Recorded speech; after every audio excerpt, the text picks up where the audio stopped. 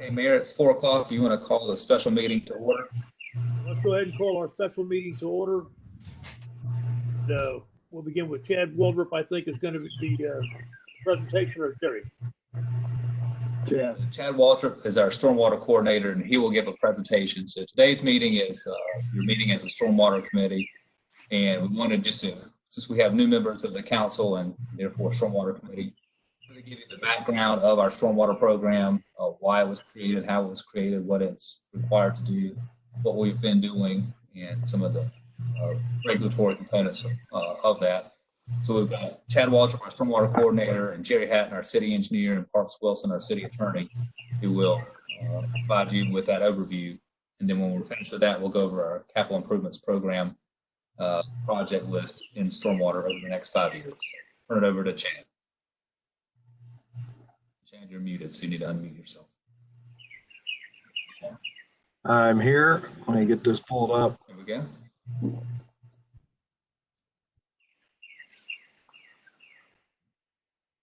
All right. Okay.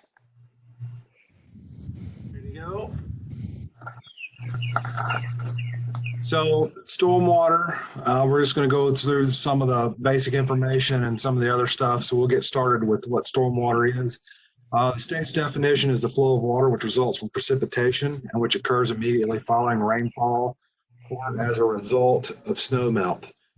Generally, stormwater is absorbed by plants, trees, and the soil. However, impervious surfaces do not allow stormwater to penetrate the soil, and that increases the amount of stormwater runoff that must be managed. And examples of impervious surfaces are buildings and rooftops, driveways, streets, sidewalks, parking lots, and compacted gravel. So the more impervious surface we develop, the more runoff we create. An acre of area that is fully wooded creates little to no runoff during a 1-inch rain event. So the majority of the water is absorbed into the ground.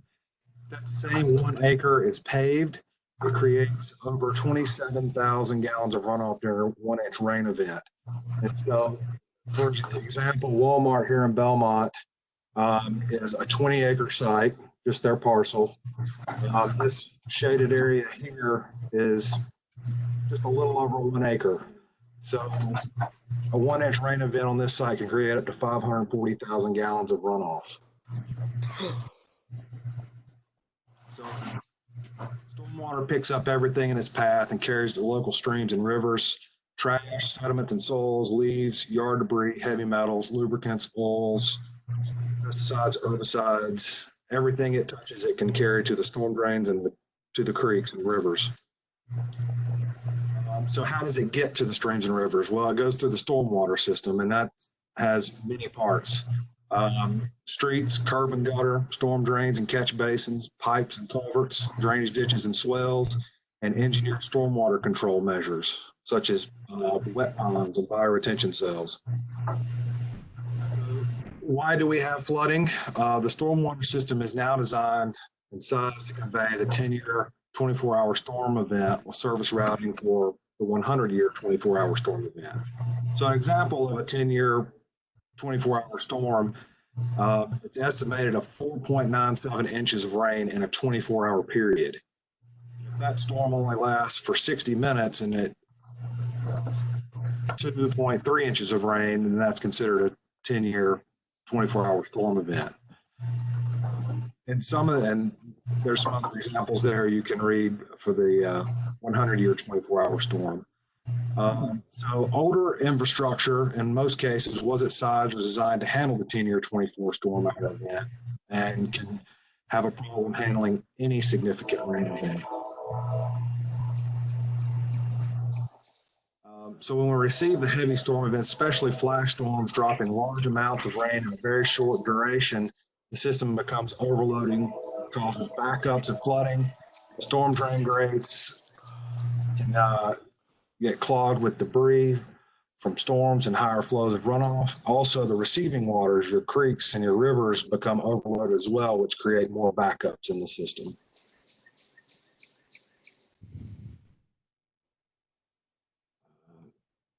Is it not? Hold on a sec. There we go. So this is back in February of this year, we had a 3.2-inch rain event. This is Prince Street. This is looking over towards Poplar and Johnson area, all the runoff that comes through there. Just several years ago, we redid this storm drain system here under Prince Street. There's three 36-inch culvert pipes running under here. You've got a storm drain here and here to collect off the street. But as you can see with that creek and the amount of water flowing through those pipes, it backs up. There's just not enough room for the water to drain off the street into those culvert pipes and into the creek. This is Farrell Avenue and Park Drive on the same day, that same rain event. This is Park Street up here. This is at Mr. West's house. So you can see the water on this side of the street is flowing. There's another storm drain over here, and it flows into this manhole, which is located right about here, which is a junction box. But there's also a pipe underground that you can't see coming from down Park Street carrying more water. This is Farrell Avenue at the downstream area where all this water drains to. And that's the same rain event. As you can see the water back here, how it separates through the rear yards. And we'll get to more of that in depth later. This is Lakeview Drive. This is the same day, the same rain event. This is what Lakeview Drive normally looks like.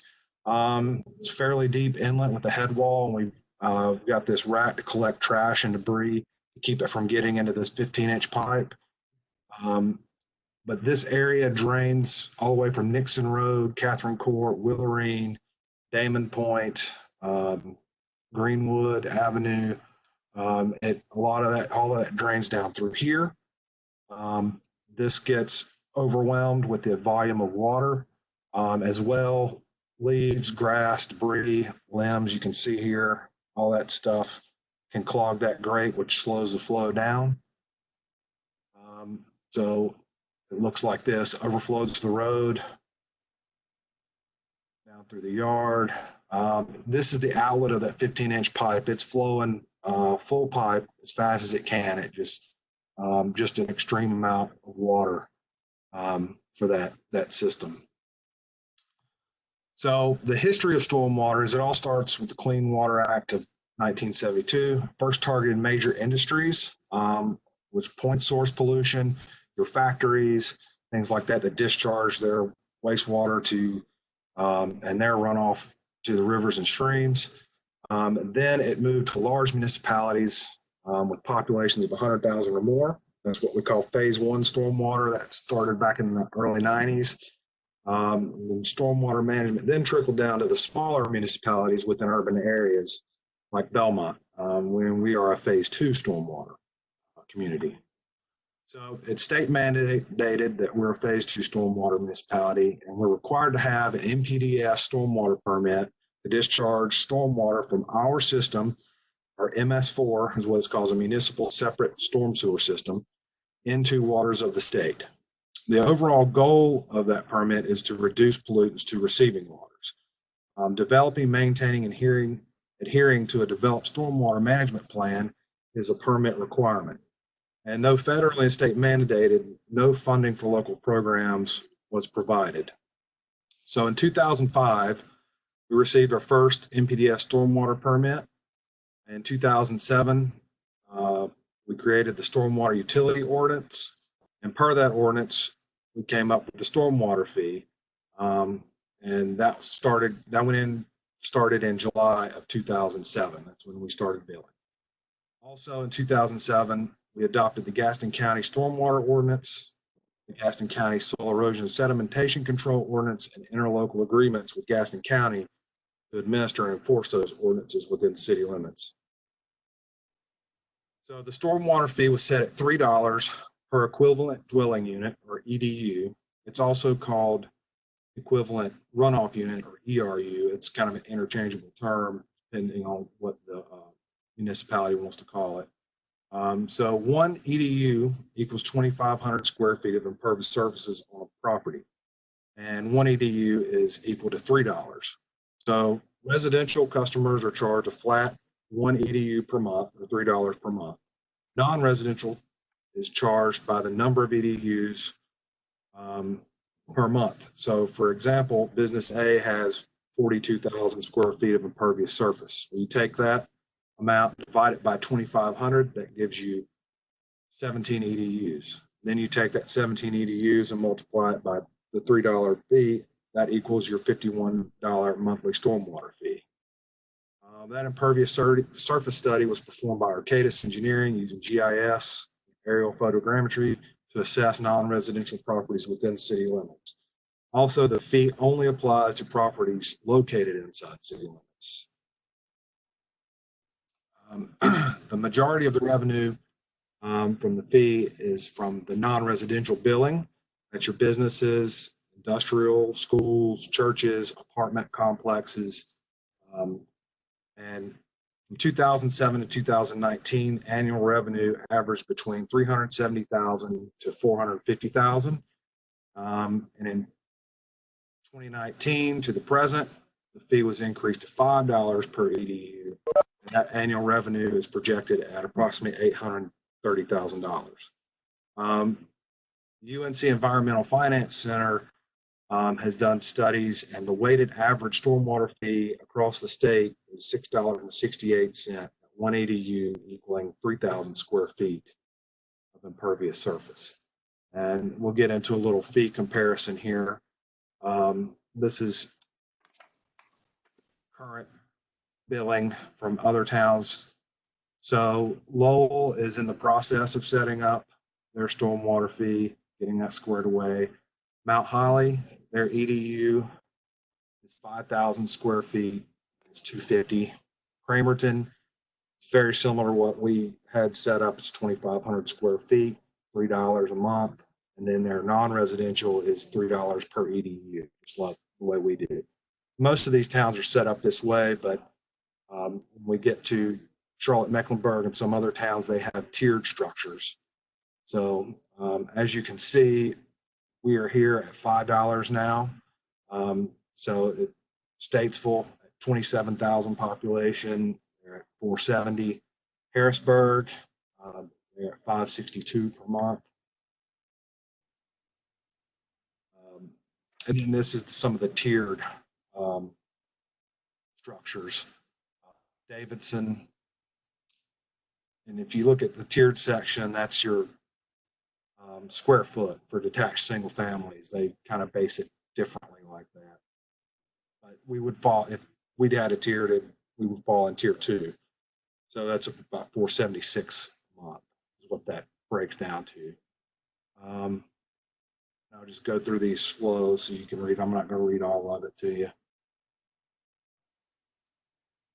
But these go up the further we get down. As you can see, Monroe is at $450. And of course, Charlotte, in that tier that we're in, they're at $1077 a month. And it's also should be noted that a lot of the Mecklenburg County municipalities, their non-res is per acre of impervious monthly. So that's figured a little bit differently than the way we do ours per EDU.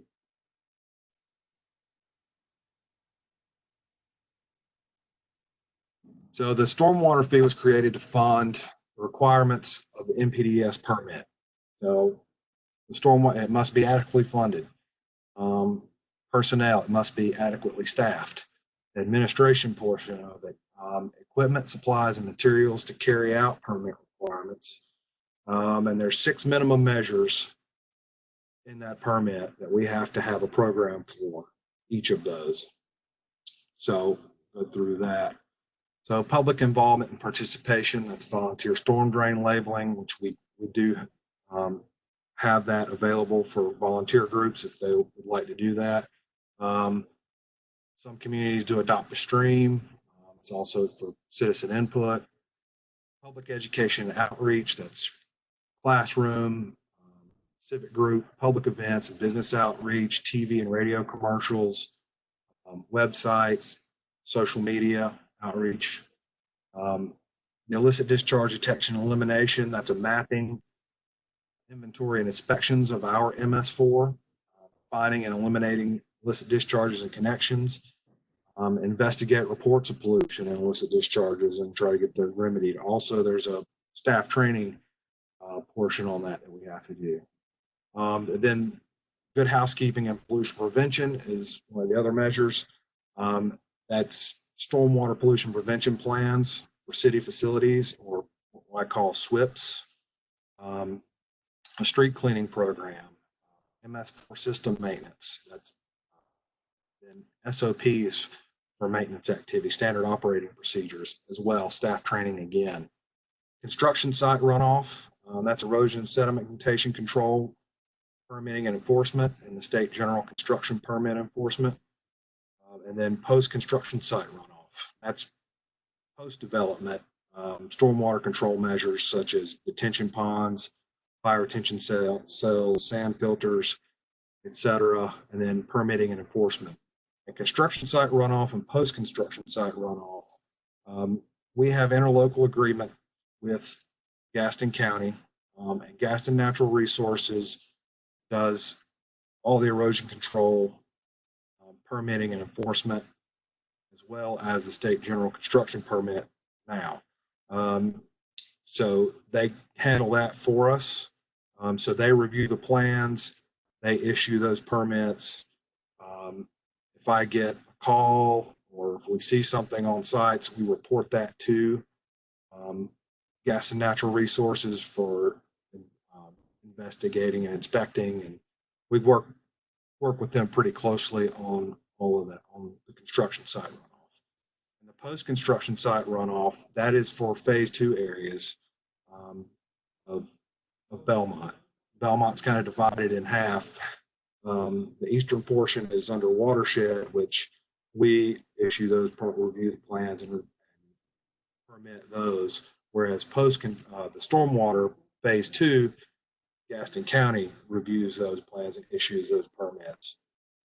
But again, we work closely with them during that review process, and work with them throughout all of that. So those are the 6 minimum measures of NPDES permit and what the fee was for initially. Any surplus amounts could be used for stormwater capital improvement projects. Those are projects that improve stormwater infrastructure and or water quality.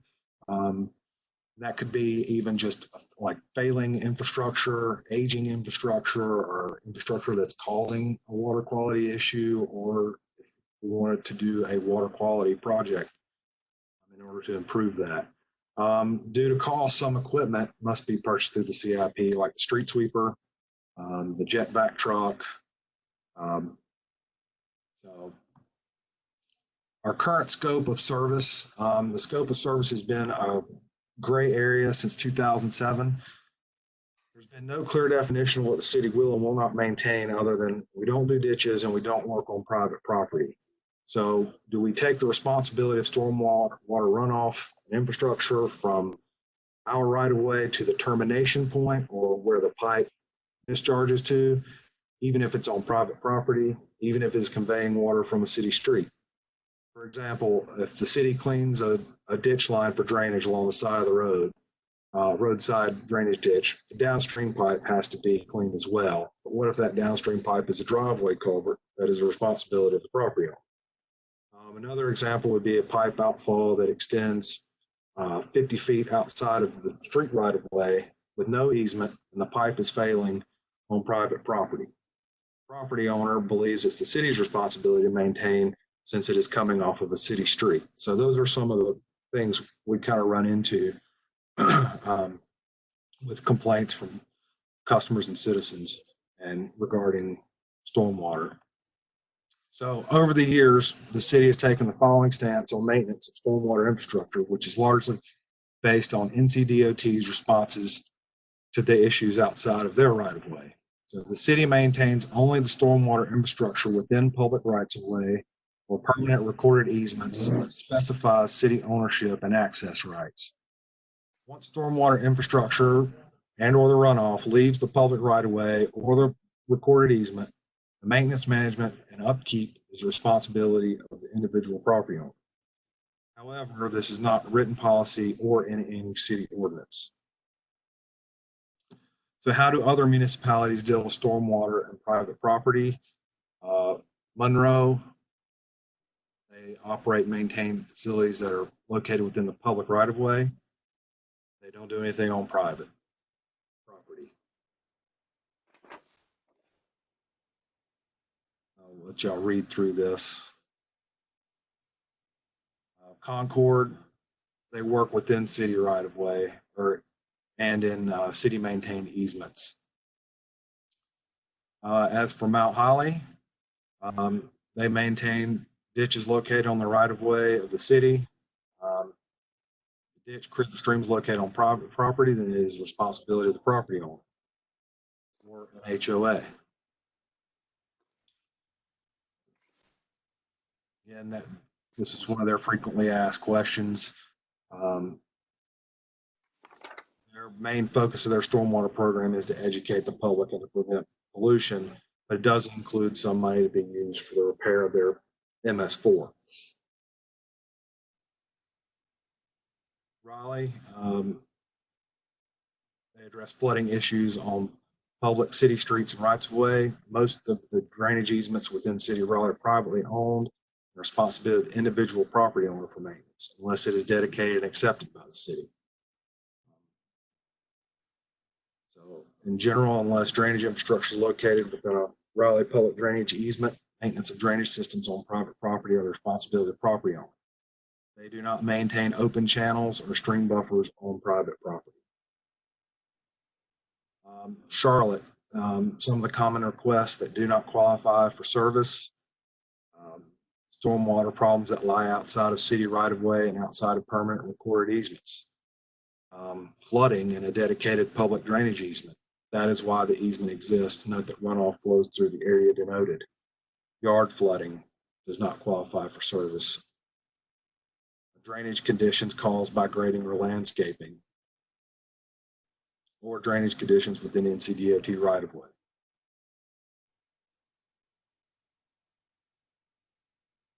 Wake County, who is responsible for the costs to repair a drainage easement? The property owner is ultimately responsible unless that responsibility is explicitly assigned to another party in a signed legal contract or document. Individual property owners are responsible for the maintenance of any portion of a recorded drainage easement that is located on their property. And easement issues are a civil matter between the property owners. So what does the law say? The general law in North Carolina states the person on the lower estate must receive and pass the water from the higher estate. Also, specific statutes prohibit the blockage of streams, drainage ways, and easements that remove water from higher elevations. In 1977, North Carolina Supreme Court adopted the rule of reasonable use in regards to surface water drainage. It allows each landowner to make reasonable use of his land, even though by doing so, he alters in some way the flow of surface water, thereby harming other landowners. Liability is incurred when and only when this harmful interference is found to be unreasonable and causes substantial damage. Reasonable and substantial damage is still up for interpretation on a case-by-case basis. So here's an exhibit.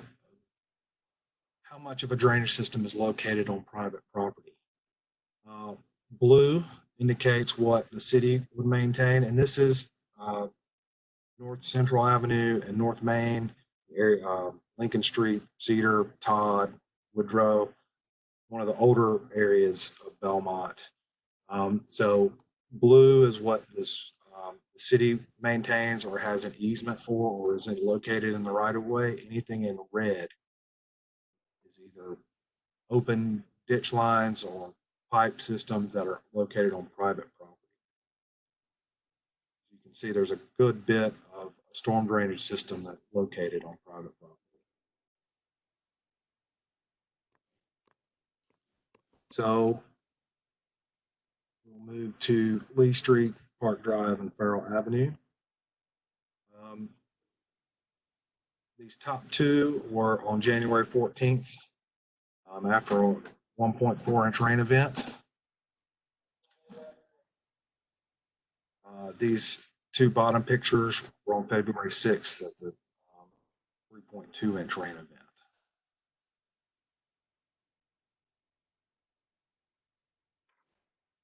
This is a sample of the stormwater system in this area. So it kind of starts here at the corner of Elizabeth and Park Drive. So you've got pipe, 15-inch RCP pipe coming down here to 408 Park Drive, Mr. Westhouse. That drains out down the property line to his rear yard, and that's where the pipe ends. And then it opens up into open drainage through the rear yards,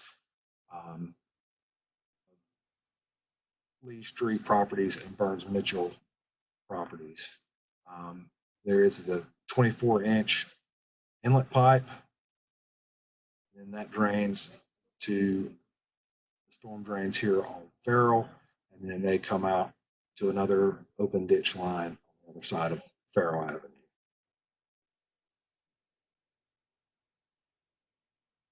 And as you can see here, this is the topography of the area. These lines are different elevations. The way that indicates a drainage area through here, as well as over here off of Davis Park, flows here. So you have all of these properties are draining to this area, as well as what's coming off the street through this storm drains here.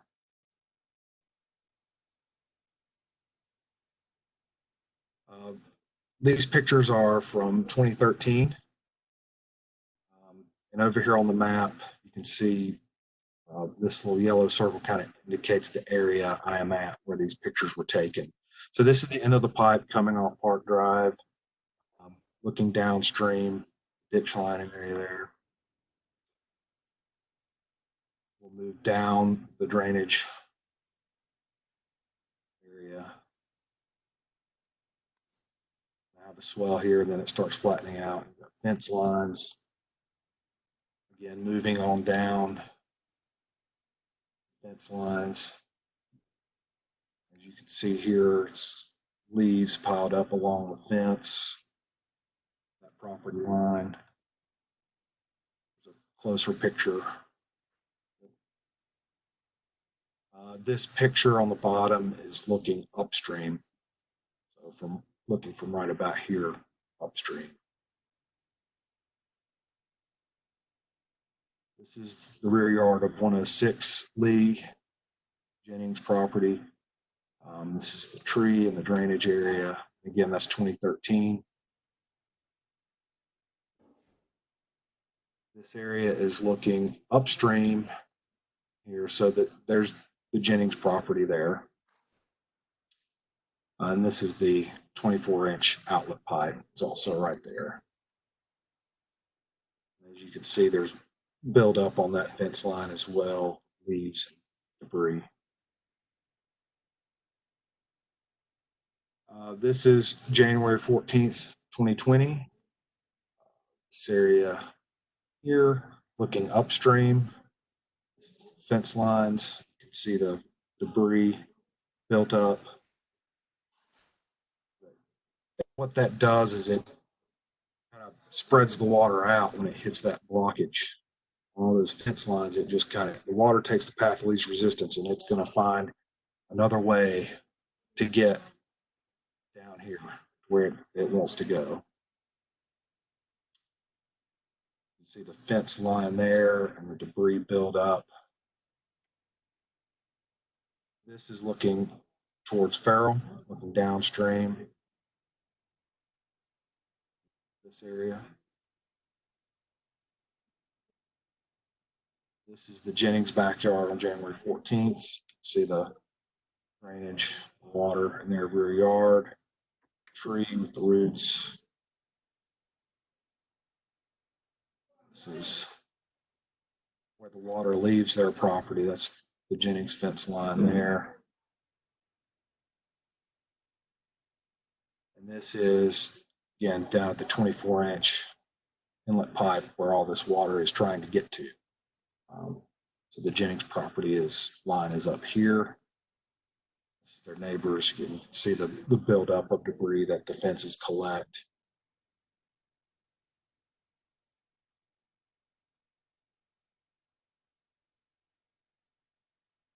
That's all I have for the presentation. Any questions? Chad, when were those pictures taken? It looks like they were primarily after storms. Yes. Particular fence line. I asked the residents about that, and you know, he said he cleans that with the stream. It's carrying all these leaves, and each time you have an event, he says he goes out there and cleans it, and then all this debris coming down is getting caught up on that fence. I mean, this is a recurring event. Is there anything we can do about that?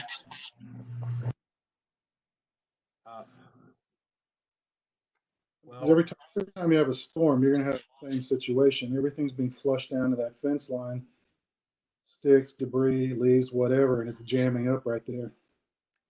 right. Well, it's also doing that upstream throughout all of these properties. This is upstream from them, and you can see the amount of debris on that fence line. It's the same way with our storm drains in the streets. We have to keep them cleaned off at every rain event, before and after, to make sure we don't have flooding, because it doesn't take but a little bit of leaves and grass clippings to clog a storm drain grate and to cause backup to flooding in the street. And it's just maintenance. Yeah, I mean, I don't disagree, but I wouldn't expect them, to get out and clean that during a storm. And the water around that street is about 4 or 5 feet deep. That's a big hole.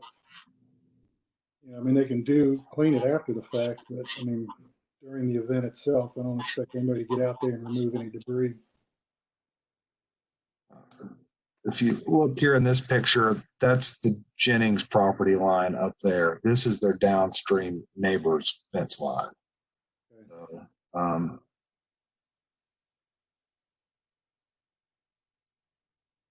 and Councilman Turner, this is Adrian. Chad's right. When we see the forecast and we anticipate getting a big rain event, we go out there, we clean up all the storm drains, and it doesn't take but maybe 10 minutes of a hard rain, if that, to clog them up and bring debris.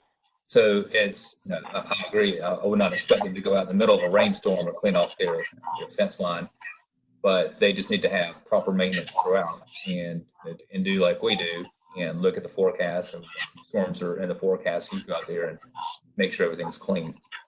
So it's their responsibility. And the pictures that you see are from 2013, so 7 years ago. And I would assume the situation has just gotten worse over the last 7 years. The pictures that he showed you from these 2 huge rain events that we had earlier in the year. So it's just a matter of keeping it maintained during the dry time, so you don't have this collection of debris during the storms. Yeah, and I get that, but what they were telling me is that they're keeping their fence line clean, and these storms happen and flush all that debris down. I mean, he was telling me prior to the event, the fence line was clean. I mean, that's what he told me. I wouldn't have to see it, but he says you get these massive rains, these 3-4 inch rains, and that's attracting all that to his fence line. I mean, I understand what you're saying, but he's telling me that he goes out there and cleans it when everything dries out.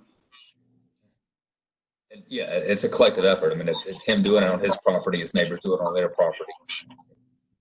We say that we all live downstream from somebody, and it's everybody's responsibility to keep their part of the system clean. And unfortunately, we don't have easements in this area, so we don't have any legal responsibility and right to go in there and and clean up their backyards. But the more we have fences, and these are at least are chain link that allow some water to go through. There have been some new wooden fences that have been installed. There's sheds back there. So there's just a lot of things that will collect and redirect water. Well, let me ask you a question, Adrian.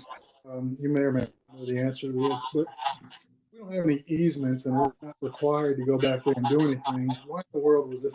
I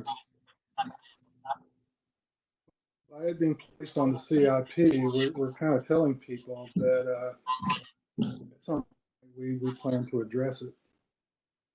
My understanding is that many, many years ago, a former mayor directed it to be added to the CIP because of personal connection to one of the property owners, and said, we'll put it on the CIP and we'll get to it.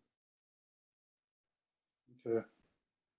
But that was before I got here, so I don't want to elaborate any more than that. I understand, but what the effect that that's had is everybody hope over the past 14 or 15 years the city's going to address this at some point. Sure. I mean, that's unfortunate that he did. If there was no real intent.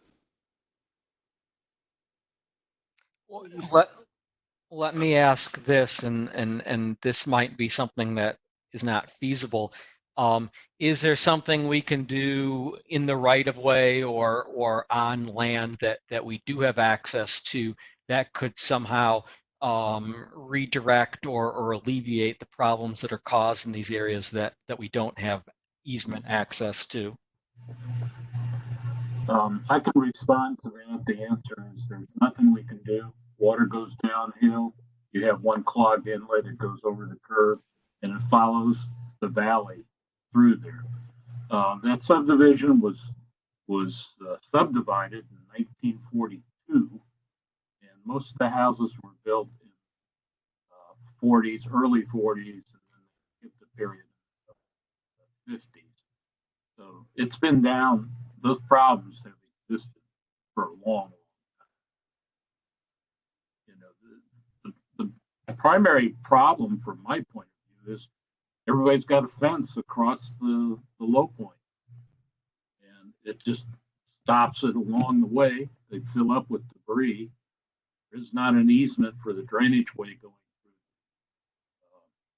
Modern subdivisions now, they have common open spaces between the back of the lots, and they tell people don't put your fence up, and the HOA takes care of cleaning it out. So this is an antique issue because it's been there a long, long time, and I'm not aware of how many complaints there have been over the last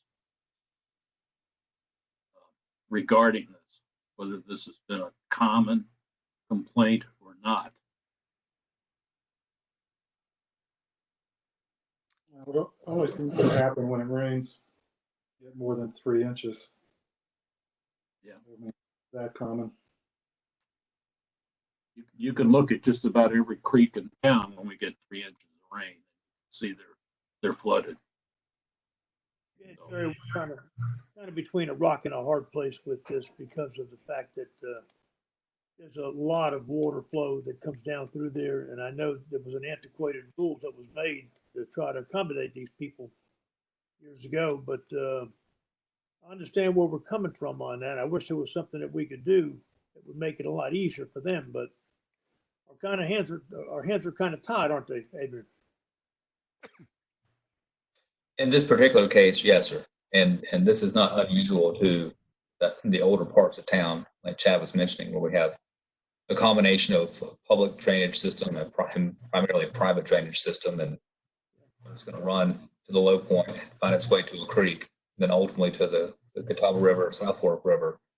So our goal of our program is to make sure that when that water leaves the creeks and into the rivers, that it's as clean as it can be. And that's why we've gone through the different programs that Chad has outlined. So the primary goal of our stormwater program is not to make capital investments in the stormwater infrastructure. It's to make sure that we're complying with our permits for our discharge into the river.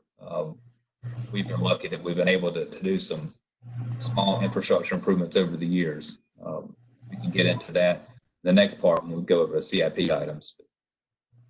And, in this case, it just sort of, it is what it is. And the system handles the majority of the rain events. Unfortunately, earlier in this year, we were hit with back-to-back gully washers, and there's no system that we could design that could handle that kind of water, short of massive pipes that would take up a huge amount of area and be a huge expense, and wouldn't be used 85-90% of the time. But it's about the extent of my engineering knowledge, and I would defer to Jerry on anything more detailed than that. Based on what the other municipalities have with their rules and stuff like that, they're pretty similar to what we have.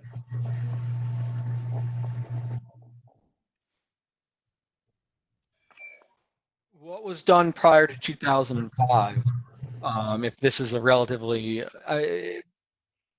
or is my understanding that the systems are what they are, since the purpose of the stormwater fund is more dealing with the permits and the quality of the water as opposed to the actual infrastructure. But what was done before this program was implemented in terms of all of this, since it seems a relatively recent vintage?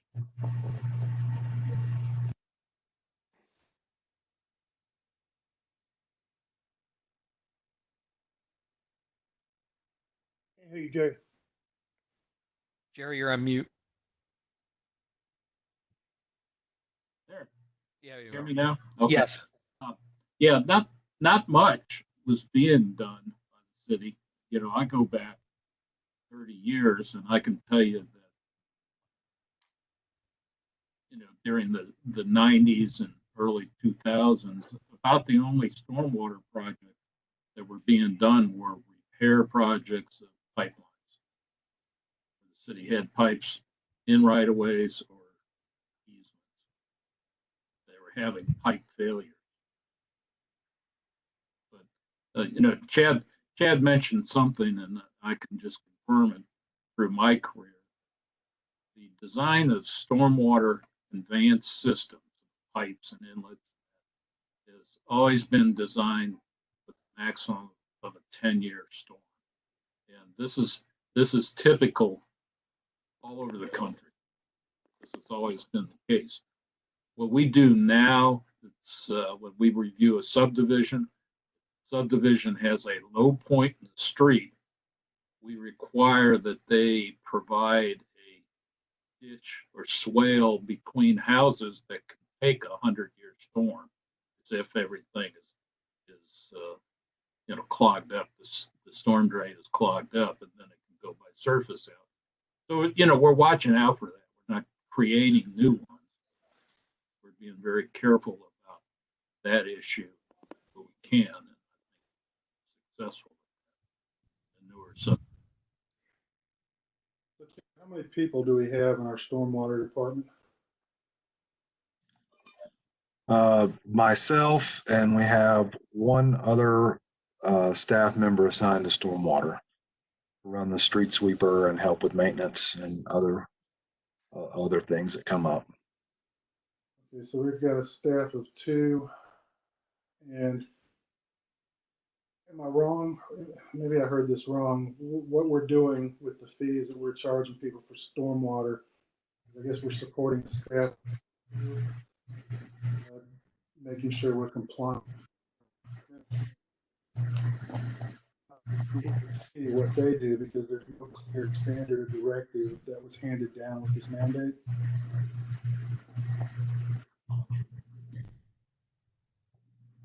So in the current year's budget, 42% of the budget is for capital projects.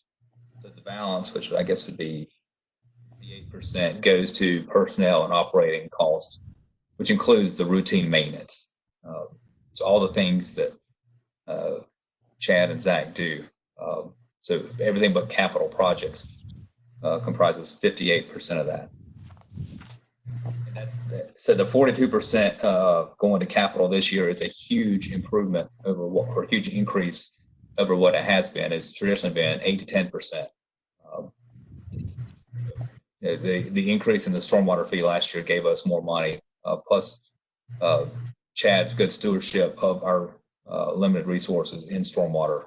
He does a good job with education and some enforcement matters and routine maintenance, but we're real tight on just the general line items within the stormwater department because it is by far our smallest budget. But we are getting more aggressive on some of these capital projects that we'll talk about here in a few minutes. What does that 42% translate to in dollars? And this year in the current year's budget, you approved a budget of $317,233 capital out of a total budget of $742,741.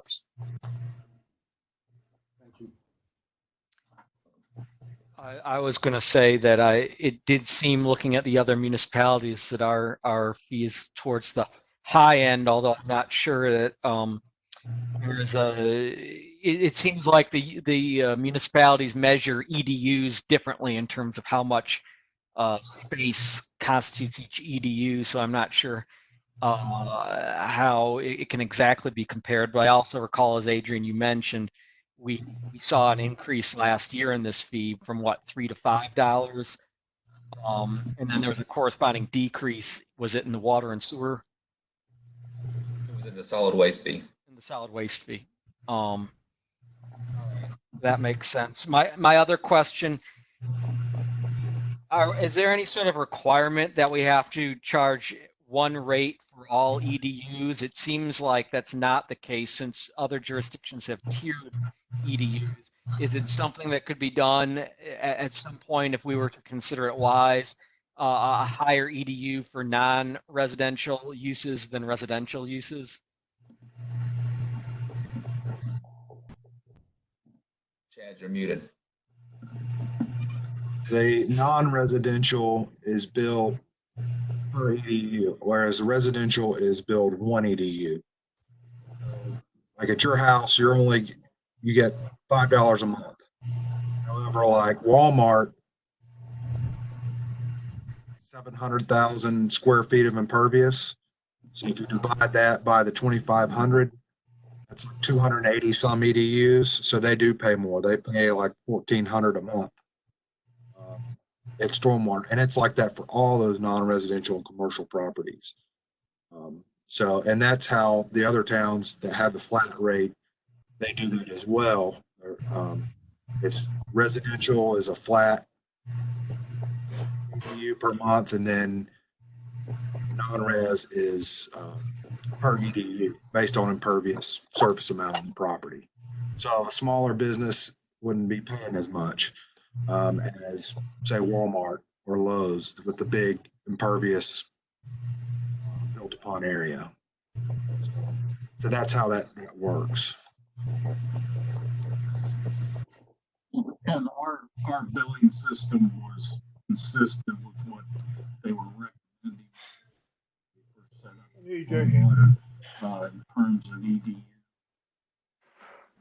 A little bit of leadway, whether you're 2,500 square feet or 2,600 square feet or 3,000 square feet for a single family house. That was the guidance that the state was giving out at the time. All those tiered groups that you saw, those are all Mecklenburg County towns. Davidson and Monroe, not Monroe, but Davidson and Waxhaw and things like that, Huntersville. And that's because Charlotte changed their way. And then the rest of them followed pretty much.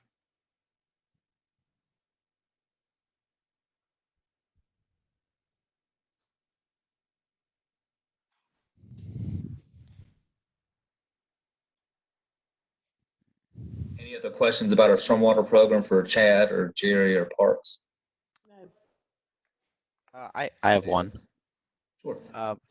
What kind of capacity do we have to offer, like, when somebody's got a situation like what we're seeing here on Farrell Avenue and Lee Street, like education, as far as like, because I'm looking at those pictures of the fences and they're looks like they're kind of creating just big giant dams. And I'm just wondering if it's something where like the property owners of those fences may not, like, it's obvious when you look at the pictures, but maybe it hasn't occurred to some of them that they just need to kind of keep the whole area clear. Like to me, I guess, what does our education component look So, like? yeah, that's a great question. So when we get these rain events and people call us about, what can I do? What can you do? You need to fix my drainage. We send Chad out there, and Chad, I'll let you talk about sort of, how you approach that and what you do when you go out onto somebody's property. Yeah, so a lot of I look at what's going on. I listen to their concerns and complaints. If it's something, I try to. It's a great opportunity for a one-on-one education on stormwater. And a lot of times I don't. A lot of times, majority of the time, I don't tell these people and what they want to hear, that we're going to fix the issue. A lot of it is private property to private property runoff.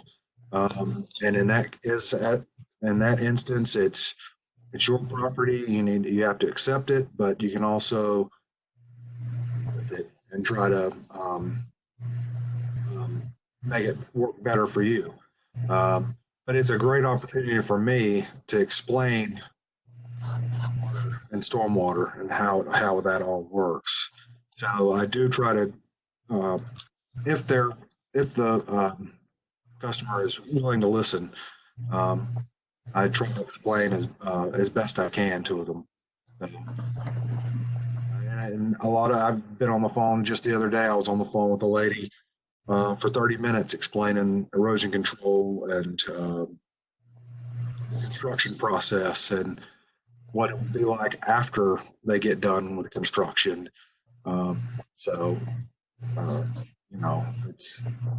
That's part of my job is talking to people and explaining things and how it all works and how it comes together. So Is there anything we can do in front of Mr. Rogers' house? I walked out there when it was raining, and I think we've got like 2 storm drains on that road, and they're small.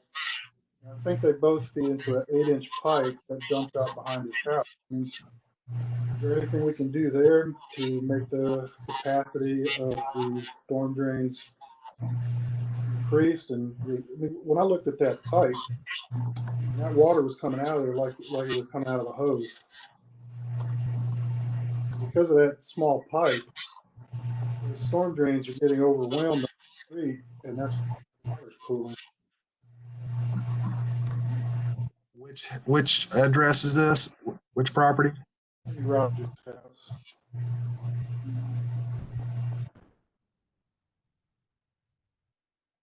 Rogers?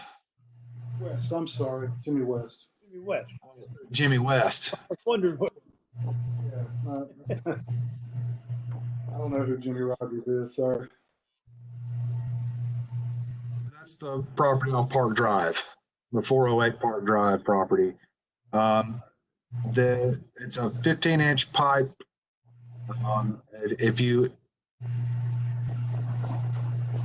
If across the street, there's another storm drain on the Belmont Central side of Park Drive, and that is a 12-inch pipe underneath the road tying in.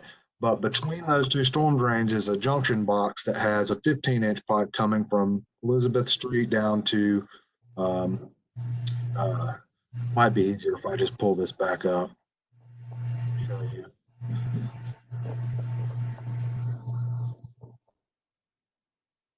So, Jimmy West. Go ahead.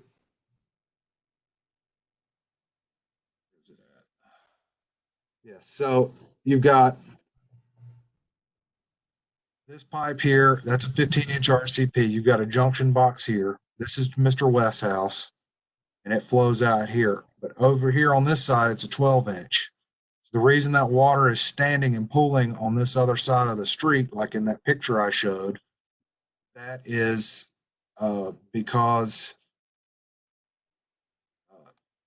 the water flowing into the manhole, the junction box, there's more water there, then it just creates a backup. The system just can't push it. It just can't push enough water through at that time for those rain events.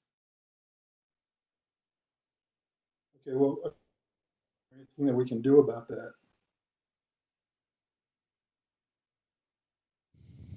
I mean, if you increase that 12-inch pipe size, that's a Jerry question. I'm not an engineer. Well,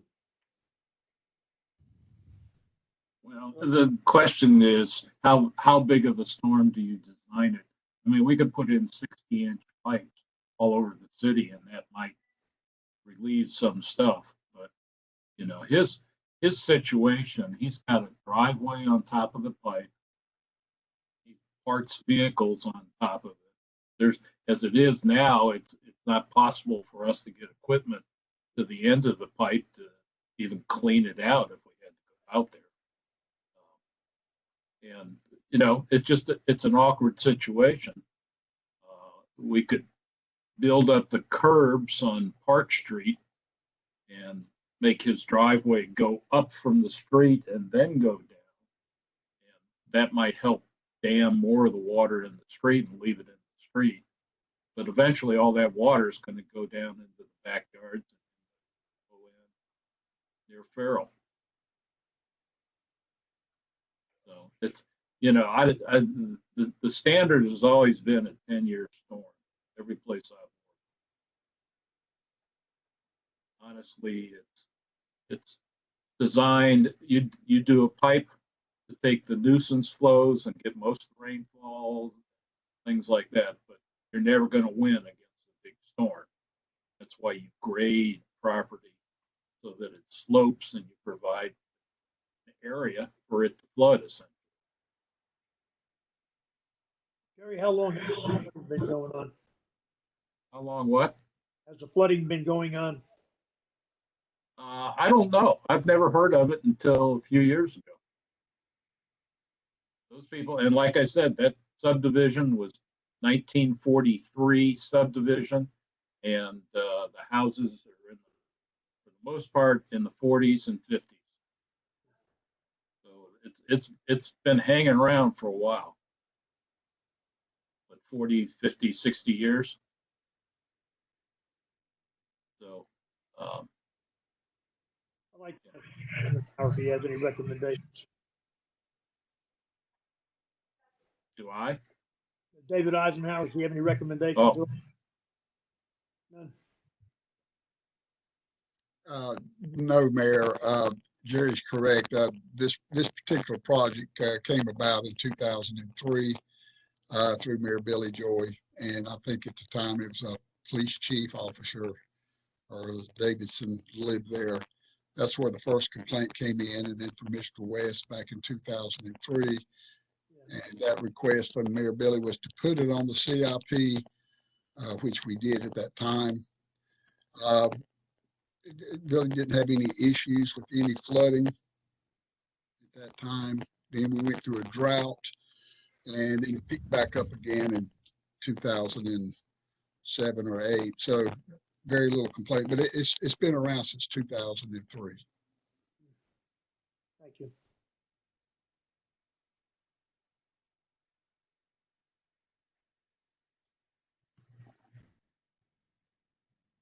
Any other questions about our stormwater program before we move on to the CIP discussion?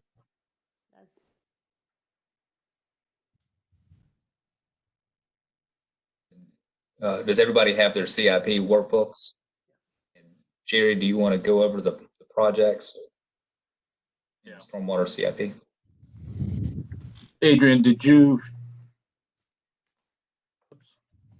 I'm on. Adrian, did you share my memo to you with the council? Yes, I sent that out on Friday afternoon. Okay, good. Basically, I've gone through each of the projects that are listed in the current CIP and am giving you my opinion of whether it's suitable to do these or not. And if you've got the memo, I just do it in the order that they appear in the book. Julia Avenue culvert replacement, that is being bid right now. Next week we have the bid, so by your June meeting, you can make an award. And that will replace the culvert that goes under Julia at the low point. If you get out of your car and climb into that culvert, it's a big culvert, but it's starting to collapse and it's rusted at the bottom. So rather than have a big car accident to maintain that, we're replacing that culvert. Hill Park drainage was the second one on the list. That's been worked out between David and Chad of what they're going to do in the park soon, so that while the park is still closed, redoing of the shelter down there and the sidewalks and so on, that's underway. And then a material storage facility. This is for the storage of things like salt and gravel and things of that nature that get used in winter. We do not have indoor storage now. That's one of the things that our permit, the good housekeeping and ahead of discharging salts and things like that, would put a roof over it. So that's being proposed down at the existing wastewater treatment plant. And I believe that we should continue with that process. And if you have a question, just speak up. But the fourth one is Watson, Crawford, Pogue, Pratt. This is in the Adams Bluff neighborhood. And if you drive around, particularly on the east side of 6th Street, we've got a lot of dips and bumps and curb and gutter that's looks like it's ridden, but it's actually settled on either side.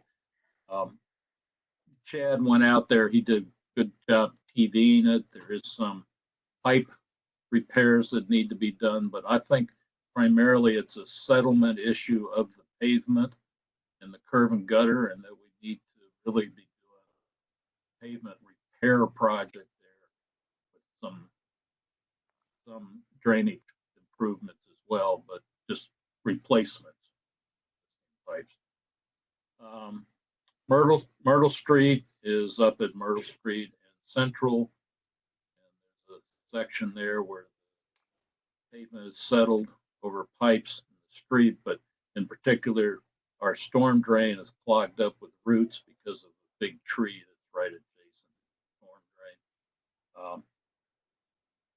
Originally, we thought of this as being a paving and storm drain project, and it fell under Chad's list. It could have gone under Streets Department as well.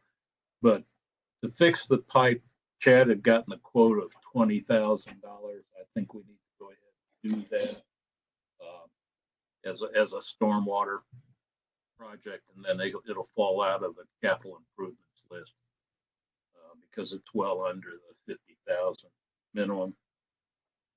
Lakeview Drive is an interesting project, and you saw the pictures like over the street there. That project was actually designed back in 2005, and it was bid. And we took bids on it, and it was put in a much bigger pipe. At that time, we had easements for 2 property owners downstream of the culvert. We did not have the easement where the water all sits there, the lake, I call it, of Lakeview. That particular, because we didn't have that easement, we couldn't proceed and the project was dropped. I'm a little leery of putting in a bigger pipe there because you drive out there. Down by the creek is this red house in the floodplain. It shows up on the flood maps.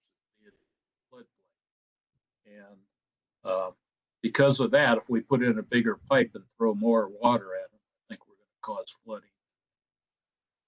City will have to deal with cost of damages. So I'm a little hesitant to do anything about that. Maybe rebuild our upstream inlet so that so that the grate is more accessible for Chad, that there's overflow section to it, let more water into the upstream area. 7 on the list is equipment at the street sweeper. We get about 5 years out of our street sweepers because it's really hard work for the equipment, and this would be to replace a unit that's just turning 5 years. Limestone Drive improvement. Obviously, this is right across from Everfull, and we've had some complaints from the neighbors about more water running off the site. Obviously, that used to be a mill building there that covered most of the site. We haven't created new water running off particularly, but there are some areas where the curbing is low in front of a couple of houses on the north side of Limestone. By proper replacement of curb and gutter and maybe doing a new asphalt work, we could probably get that one by. There's Avenue culvert replacement. This is a situation where the culvert head walls are failing, and it's a replacement project. Go in there and rebuild that drainage system. Clay Street is a similar situation. We got another metal pipe that's rusting out the bottom. We need to be replacing pipes to cover these problems. The cost will probably be less than the $50,000 on Clay Street. Woodrow Avenue culvert replacement. This is at the corner of Woodrow and Westwood, which is the last street on the left as you're driving west on Woodrow. And the drainage area, Chad had a picture in his presentation of all the water that's coming down from the north and it ends up there. Well, we've got an erosion problem there. It will be taken care of. So this is another repair project. Todd Street is similar. The pipes that are there need some work. And as we find them, these are situations on that Todd Street situation. We're okay on that, but I'd say let's keep that one on the list. Hall Street drainage improvements. This is one project that's been on the list for a while, about 5 years, and the biggest problem is that it buried the manholes. The manholes never had manhole covers. So we've got inlets and keep clean, but then when we try to clean the pipe, we can't get into the main pipe. So I think we need to go ahead and dig that up. We've been saving that drainage project to be coupled with a paving project. You drive that road, it's very rough, a lot of settlement, dips, so on, not just over the storm drain, but over sanitary sewers as well. Mingus and Todd Street drainage improvements. That's a pretty complicated one, but we've got metal pipes in the ground there that are rusting and causing a problem. We've got some pipes that showed up on Chad's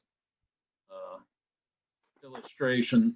Some of them are on private property without easements, but the ones in the street are the ones I'm concerned about. Take care of those. 10th Street drainage improvements.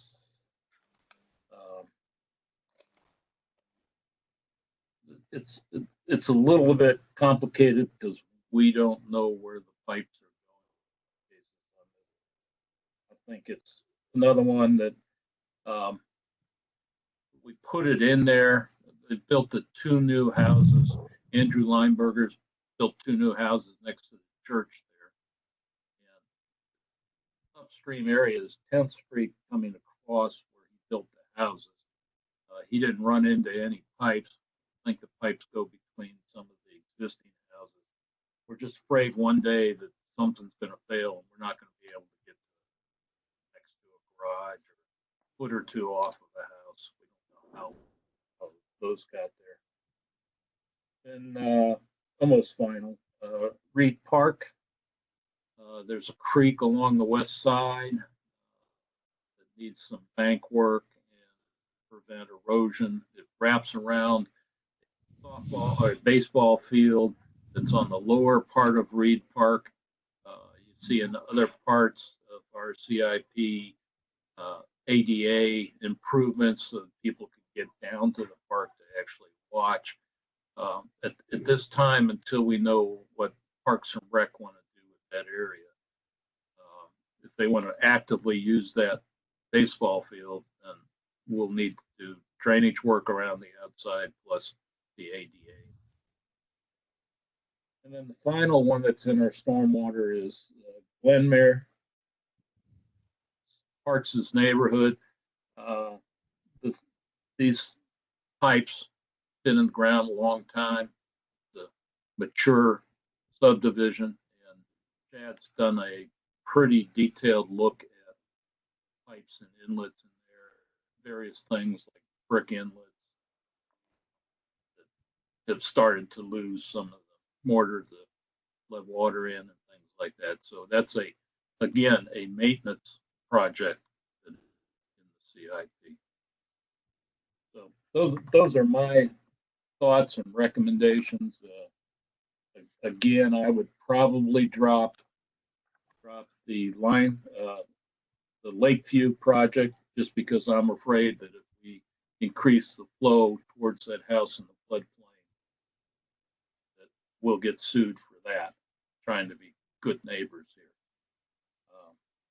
I think that's the primary. The other ones over in Adams Bluff, I think, need to sit down with David and kind of work out a paving drainage improvement program on that, figure out what that's going to cost. And then Myrtle Street, I would say it's time to get in there and replace that pipe that's full of roots. Anybody have questions? I have a question. On some of these, like with Todd Street and Mingus Street, you talk about not knowing whether we're going to need easements. Can you just, Jerry or whoever, how's that different than the Lee Farrell Street issue, which would be on private property and would also require easements? Well, it's a situation where if it's piped from the street to the end of the pipe, we assume to be city responsibility in most cases. Because if it was put in by the city or put in somehow, and we don't know the history of all these pipes, so it's hard to tell. But clearly, there isn't a pipe with Lee and Farrell Street. That would be the distinction, because that's just a. That's correct. Okay. Thank you. Yeah, and in general, Parks will tell you that if we have a pipe, say we have a sanitary sewer that crosses your property and it's been there for a long, long time, we've got prescriptive rights just because it's been there and we've maintained it. So adverse possession. Well, not quite that, but it's more or less. I mean, better same than principle. having the pipe break and not have anybody you can call. So Yes.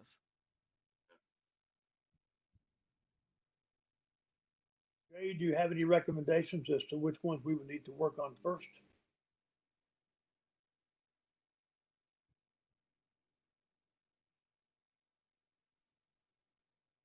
I'm sorry, Mayor, who was that directed to?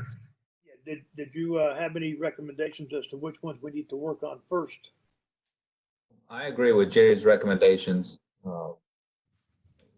We talked several years ago about coming up with some criteria for urgency of the stormwater system, sort of like what the city of Charlotte has done, or Mecklenburg County, where you look at stormwater issues that are endangering health or life, and then down from that would be damaging structures, and then down from that is damaging private property, well, public infrastructure, then private property. And I think the ones that Jerry has listed to shore up existing infrastructure that the city has, and to maintain city infrastructure in either the park or to comply with the permit requirements for the material storage shed. So I would agree with Jerry. Now we can certainly, you could talk about adding projects like the Lee Street drainage area, and others all over the older part of town where property was developed before we had these engineering controls. But in order to do that, we've got to go on private property. We have to assume responsibility that we've not assumed before. We also need to do a lot of easement acquisition, and then certainly our funding mechanism is not adequate to retrofit existing parts of town that rely on just natural drainage and ditches and creeks. So I would recommend that we stick with what staff recommends in the CIP and what Jerry just outlined. I'm game for that.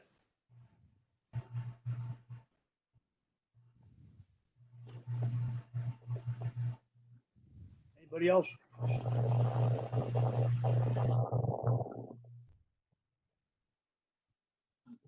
Just a reminder that the CIP program that we put together does not get adopted by city council. It's just a recommendation. Allows us a little leadway here and there. So all I'm looking for is kind of a nod that, yeah, I think we're going in the right direction. Let's keep going. You get the opportunity every time you consider a budget annually to decide exactly what it is you want to do or not. But the CIP is really an informational document to alert you what's coming up and what the cost may be. Some towns will adopt their CIP. It sounds like we're headed the right direction. My biggest concern, though, is if we're looking at the problem at the houses that we have just discussed, who is it that's going to explain to the property owners that that promise was made and legally we're not in a situation that we can do what someone at some point said could happen? That really concerns me. So, that part, I'm fine with what Jerry said, but somebody's got to play the role, and I don't know who it needs to be. So where does that fall? That's a big issue to me. I think the biggest thing is the fact that it's against what the rules are as far as the state. Am I not correct? That's correct, and that's what I'm saying. Who is going to explain that? Because that's a really dicey issue here. Yes, because it might be against the rules, but apparently the commitment or the statement was made. So regardless of whether it was against the rules, we have to deal with that. Would it help if we adopted a formal scope for the stormwater program? I saw that one of the earlier slides Chad had up, that there was kind of a gray area as to what the stormwater program was actually supposed to do. I'm just wondering if it'd help if we actually kind of wrote down what it was supposed to do. So then when these questions come up, we've kind of got a policy to fall back on. Excellent idea. I agree. Dad, what do you think? I think a scope of service would be a really good thing for us to have on hand that can guide us through these issues. And a lot of this is case by case. It's not a blanket. There's no blanket solution to all of these issues that we come across or complaints. But having something that we can go by, that here's what we will do and here's what we can't do, and having that all laid out for council to go by, the stormwater committee to go by, for me when I'm explaining this to residents, that would be very useful. Mm-hmm. I agree.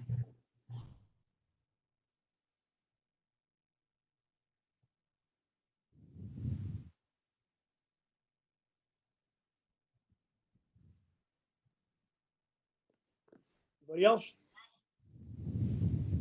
So is then that our sense that this document created in whatever form, is everyone in agreement with that? Yeah, I think we have to have some kind of guideline to I agree. operate by, something we can point to. Well, who should be tasked with creating it? Well, I think Chad and I can work on it. Yeah, Jerry. You know, the first thing to do is to check what other towns have, and that's your basis. We would end up with just like we have a sewer and water ordinance, we would end up with a stormwater ordinance. Okay. Because that would be my next question, would be like what form, so I guess it would ultimately be an ordinance. I think that's appropriate.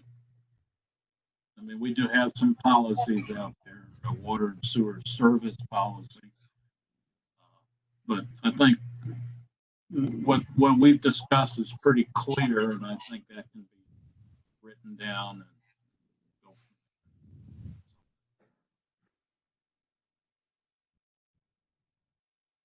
All right, so to Martha's question, who's going to go deliver the news to the folks on leave? And my second question would be, when this came about, I'm assuming at that time staff, meaning streets, water, legal, all knew that this wouldn't float. Did anybody tell the mayor or try to put a stop to this? Because these folks have been under the assumption for 13 to 17 years, long-term residents, that we were going to address this issue. You got to elect somebody to go out there and stop on the sword and say, well, actually not. Richard, this I is would- David. I mean, I'm not an engineer, but I would be willing to go along with anybody out there who wanted to do that. I have no problem with that. Richard, this is David. Can you hear me? Yeah. Mhm. Yes, I'll give the Jennings a call. Keep in mind, we never promised anyone that we would fix anything. We only promised them that their project would be put on the CIP. And over the annual reviews, that's what we did. We always reviewed annually, we reviewed the CIP projects and then put those projects in order of priority based on the other projects that were ahead of them. So we never promised the Jennings we would fix Lee Street. It was always been on the CIP. It did get removed, I believe, in 2016. And then, of course, we promised them this year we would put it back on the CIP if council so choose to do that. And so that's the promise that was made. It's just, and I was out there with Richard, I was out there with you, and we told him we would just see what we could do to get it back on the CIP if that was what the Stormwater Committee chose to do. Well, dude, I understand the CIP is kind of a wish list. What I'm saying is back when the mayor, way back when, wanted to put this on here, should have been alerted to the fact that he was putting up basically an illegal project on the CIP. One that could never have a reasonable chance at fruition. A huge problem. I mean, I know hindsight's 20/20, but I mean, I don't understand how it got on there in the first place if there was no real mechanism to get it done. It was the same time frame, Richard, if you'll recall, that we had that mayor who dissolved our planning and zoning committee altogether. So we had a different situation from what we have now. Yeah, I know.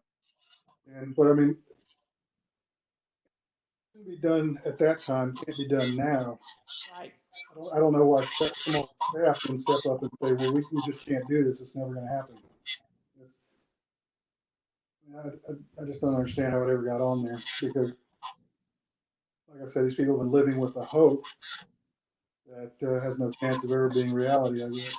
I mean, and I feel for them in those terms. They've been looking towards a horizon that's just not there. We all do, Richard. You know, I went out there too and talked to Chad, known him for many years, and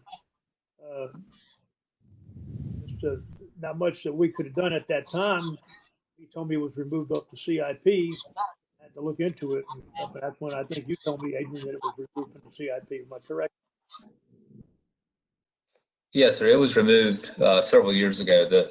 I think the CIP had ended up being just a wish list and sort of a way to almost placate folks who had issues and concerns and said, well, we'll just put it on the CIP.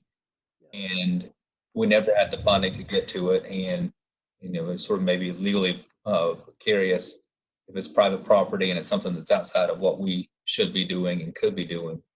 And it, you know, and so the last several years we've been looking at the CIP, and now we have funding mechanisms for it. And so we want to make sure that the projects that are on there are realistic projects. We're legally allowed to do them, and that they meet the intent of the stormwater program. So our program has evolved, and you know, it's different now than it was 5 years ago, certainly 10, 15 years ago.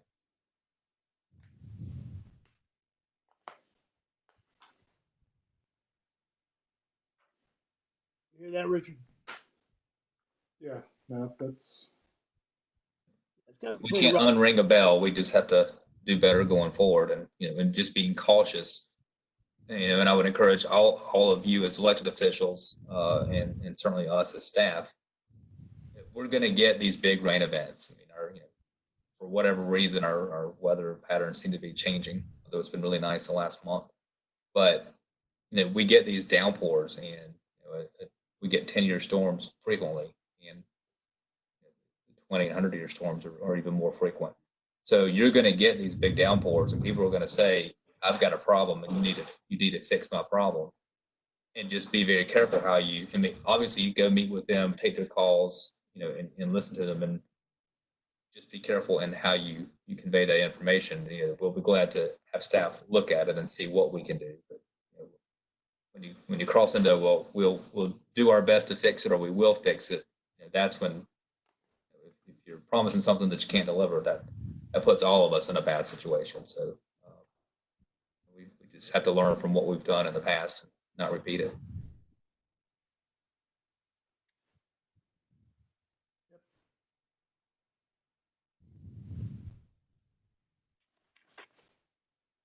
Okay. Anybody have anything? It sounds like we've got consensus on the project list, and then I like Councilman Sealinger's idea of coming up with some policy and scope of services of what we're going to do in stormwater that Jerry and Chad can work on, and we'll look at best practices from around our area, make sure we're in line with what other utilities are doing. Then we'll bring that back to the stormwater committee, but I'm not hearing that we need to make any major changes to the stormwater CIP list, and certainly that would not affect the budget then that we'll talk about again next Monday. Okay. Yep.